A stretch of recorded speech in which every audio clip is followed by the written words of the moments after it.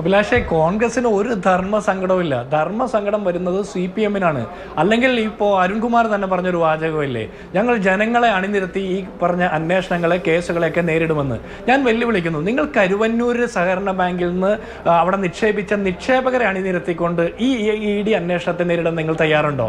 ഈ തെരഞ്ഞെടുപ്പ് സമയത്ത് വെളപ്പായ സതീശനെയും അരവിന്ദാക്ഷനെയും AC മൊയ്തീനെയും പോലുള്ള നേതാക്കന്മാരെ അണിനിരത്തിക്കൊണ്ട് തെരഞ്ഞെടുപ്പ് കൺവെൻഷൻ നടത്താൻ കരുവന്നൂരിൽ നിങ്ങൾക്ക് സാധിക്കുമോ? സാധിക്കില്ല.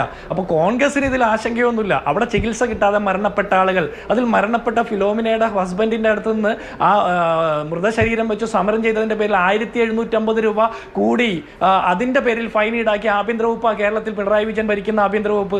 അപ്പോൾ ഇത് ഈ സർക്കാർ, കേരളത്തിലെ സർക്കാരിൻ്റെ ഭാഗമായിട്ടുള്ള വിവിധ അന്വേഷണ ഏജൻസികൾ തന്നെ കണ്ടെത്തിയിട്ടുണ്ട് അവിടെ 100-ലധികം കോടി രൂപയുടെ തട്ടിപ്പും കൊള്ളയും നടന്നിട്ടുണ്ടെന്ന്. അതിലൊരു തർക്കവും വേണ്ടല്ലോ, അവിടുത്തെ ആളുകളെ കൊള്ളയടിച്ചിട്ടുണ്ട്. അപ്പോൾ കോൺഗ്രസിന് എന്തിനാ അതിൽ ആശങ്ക?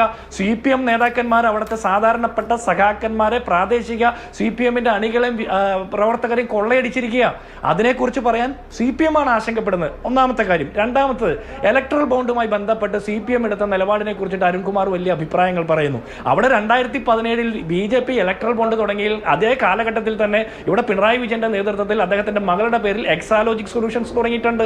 പരിപാടി ഒന്ന് തന്നെ ഭീഷണിപ്പെടുത്തുക അല്ലെങ്കിൽ മറ്റേതെങ്കിലും രീതിയിൽ വഴിപ്പെടുത്തി പണം മേടിക്കുക, അത് തന്നെയാണ് പരിപാടി. അപ്പോൾ അഴിമതിക്കെതിരെ സംസാരിക്കാൻ BJPക്ക് യാതൊരു അർഹതയും CPM-ന് യാതൊരു അർഹതയുമില്ല. പിന്നെ നിങ്ങൾ ഇതിനൊക്കെ കമ്പയർ ചെയ്യുന്നത് കോൺഗ്രസിന്റെ സീതാറാം കേസരിയുടെ കാലത്തെ അന്നത്തെ അക്കൗണ്ടിന്റെ പേരിൽ അന്നത്തെ ആദായ നികുതി റിട്ടേൺ ഫയൽ ചെയ്തതുമായി ബന്ധപ്പെട്ട ആക്ഷേപത്തിൽ BJPയുടെ നേതൃത്വത്തിൽ BJP ആവശ്യപ്പെടുന്നത് പോലെ ED-യും IT ഡിപ്പാർട്ട്മെന്റും ഒക്കെ എടുക്കുന്ന നടപടികൾ, അല്ലെങ്കിൽ CPI-ക്കെതിരെ എടുക്കുന്ന നടപടികൾ, പാൻ കാർഡ് കറക്റ്റ് അല്ലാത്തതിന്റെ പേരിൽ എന്നൊക്കെ പറഞ്ഞ് ഇതിനെ കമ്പയർ ചെയ്യുക.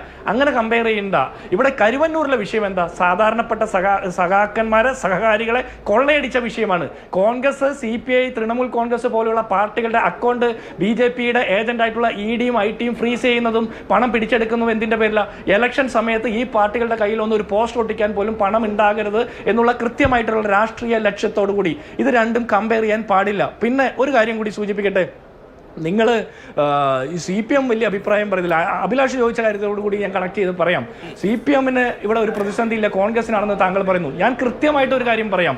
ഇവിടെ BJPയുടെ ഏജന്റുകളായിട്ടുള്ള ഘടകകക്ഷികളായിട്ടുള്ള ED-യും IT ഡിപ്പാർട്ട്മെന്റും ഒക്കെ ഇത്രയും കാലമുണ്ടായിട്ടും ഒരു താല്പര്യവും എടുക്കാതെ ഇപ്പോൾ എടുത്തിരിക്കുന്ന താല്പര്യം BJPയും CPM-ഉം തമ്മിലുള്ള വോട്ട് കച്ചവടത്തിന് നിലമൊരുക്കാൻ വേണ്ടിയിട്ടാണ്. ഒന്നാമത്തെ കാര്യം. രണ്ടാമത്തത്, കേന്ദ്ര അന്വേഷണ ഏജൻസികൾക്ക് രണ്ട് നിലപാടാണെന്ന് ഞാൻ തുടക്കം മുതൽ പറഞ്ഞത് ഇപ്പോഴും ഉറച്ചു നിൽക്കുന്നു. കേന്ദ്ര അന്വേഷണ ഏജൻസികൾ കേരളത്തിന് പുറത്ത് എല്ലാ രാഷ്ട്രീയ പാർട്ടികളെയും പ്രതിപക്ഷ രാഷ്ട്രീയ കക്ഷികളെ വേട്ടയാടുന്നതിനെടുക്കുന്ന തിടുക്കം, വേഗത, അതിനെടുക്കുന്ന മാർഗങ്ങളൊന്നും കേരളത്തിൽ വരുമ്പോഴില്ല.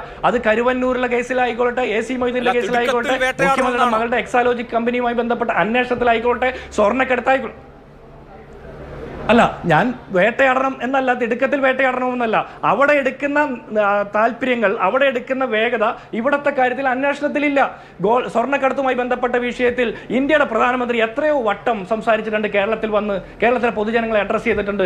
ഏത് മുഖ്യമന്ത്രിയുടെ ഓഫീസിലാണ് സ്വർണ്ണക്കടത്ത് നടത്തിയതെന്ന്, അതിന്റെ ഒത്താശ നടന്നത് എന്ന് അദ്ദേഹത്തിന് അറിയാമെന്ന്. എന്നിട്ട് എന്തുകൊണ്ടാണ് BJP ഭരിക്കുന്ന ഈ രാജ്യത്ത് ED-യും IT ഡിപ്പാർട്ട്മെന്റും CBI-യും ഒന്നും അതിൽ നടപടിയെടുക്കാത്തത്?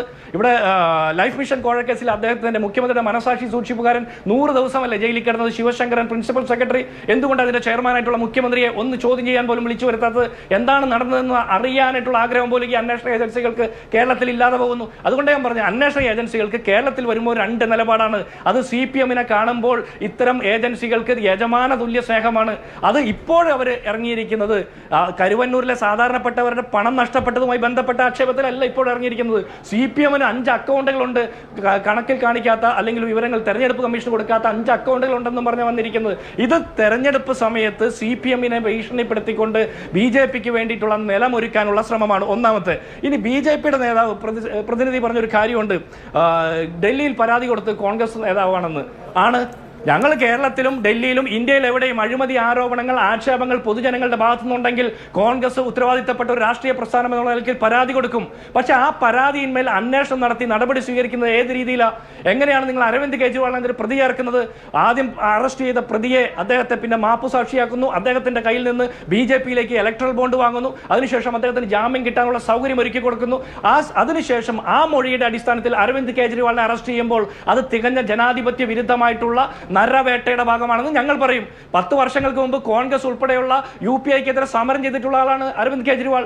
ഏതാനും കാലങ്ങൾക്ക് മുമ്പ് വരെ കോൺഗ്രസിനെ എതിർത്ത് നിന്നിട്ടുള്ള ആളുകളാണ്. പക്ഷേ ഞങ്ങളെ എതിർക്കുന്നവർക്ക് പോലും ഈ രാജ്യത്ത് ജനാധിപത്യപരമായിട്ട് അവകാശങ്ങളുണ്ട്, എതിർക്കാനുള്ള, എതിർ ശബ്ദങ്ങൾ ഉയർത്താനുള്ള പൗരാവകാശങ്ങളുണ്ട് എന്ന് പൂർണ്ണ വിശ്വാസമുള്ള പാർട്ടിയാണ് കോൺഗ്രസ്.